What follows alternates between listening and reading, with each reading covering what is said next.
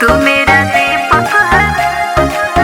Presented by KJ Bhojpuri. मैं तेरी ज्योति।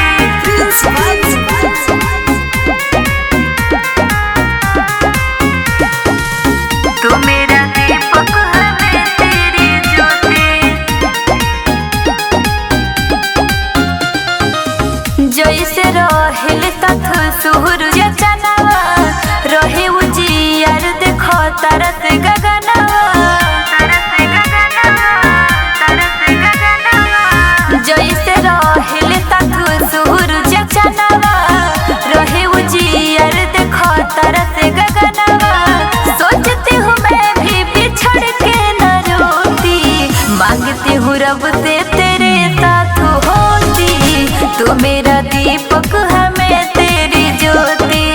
मांगती हूँ रब से तेरे साथ होती। तू मेरा दीपक है, मैं तेरी ज्योति।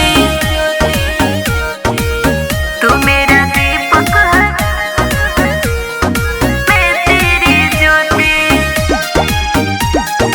मैं तेरी ज्योति। तू मेरा दीपक है, मैं तेरी ज्योति।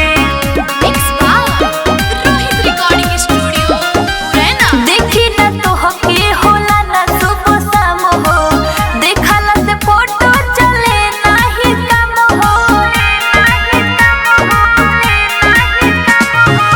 देखी न तो हकी होला न सुबह शाम हो, देखला से फोटो चले नाही कम हो।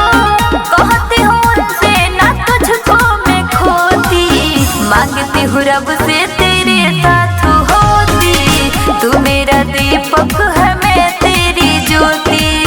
मांगती हूँ रब से